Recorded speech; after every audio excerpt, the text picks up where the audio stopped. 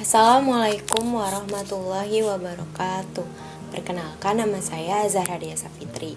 Dalam video kali ini saya akan menjelaskan tentang subjek hukum internasional. Sebelum kita mengetahui siapa saja yang termasuk ke dalam subjek hukum internasional, kita harus mengetahui dulu definisi dari subjek hukum internasional itu sendiri. Menurut Dickson, subjek hukum internasional merupakan badan yang mampu untuk melaksanakan hak dan kewajiban serta memiliki kemampuan tersebut berdasarkan hukum internasional. Kemampuan yang dimiliki oleh subjek hukum internasional. Pertama, mampu menuntut hak-haknya di depan pengadilan internasional dan nasional. Kedua, menjadi subjek dari beberapa atau semua kewajiban yang diberikan oleh hukum internasional. Ketiga, mampu membuat perjanjian internasional yang sah dan mengikat dalam hukum internasional. Yang keempat, menikmati imunitas dari yurisdiksi pengadilan domestik.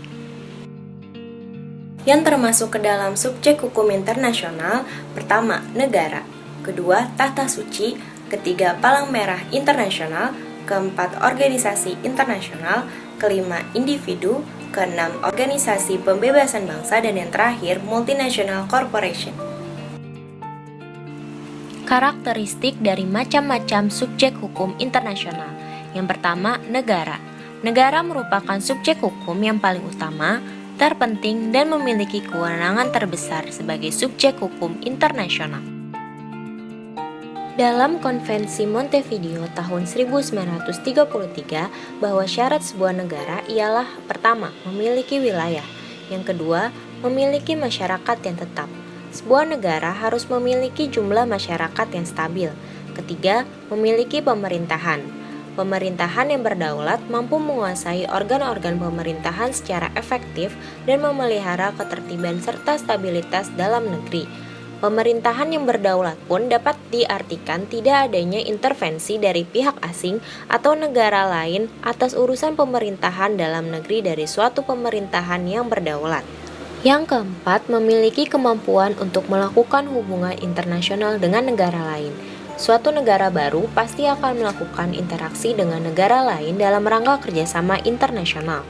Pengakuan menjadi sangat penting sebagai syarat berdirinya suatu negara yang berdaulat. Subjek hukum internasional yang kedua ialah tahta suci atau Vatikan. Subjek hukum ini memiliki sifat yang terbatas dan diakui sebagai subjek hukum internasional karena kontribusinya dalam perdamaian internasional. Subjek hukum internasional yang ketiga ialah Palang Merah Internasional.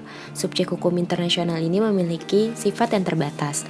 Diakui sebagai subjek hukum internasional karena perannya yang besar dalam memberikan pertolongan bagi korban perang pada Perang Dunia Pertama dan Perang Dunia Kedua. Selain itu, partisipasinya dalam Konvensi Jenewa tahun 1949 dalam hukum perang dan hukum humaniter. Palang Merah Internasional sampai saat ini masih diakui keberadaannya oleh masyarakat internasional karena kontribusinya yang sangat besar di berbagai wilayah konflik saat ini. Organisasi internasional publik. Subjek hukum ini memiliki sifat yang terbatas, yakni sebatas pada tujuan didirikannya organisasi internasional tersebut. Organisasi ini dibentuk berdasarkan perjanjian yang dibuat oleh dua atau lebih negara. Dasar hukum organisasi internasional adalah advisory opinion Mahkamah Internasional dalam Repertory Case tahun 1949.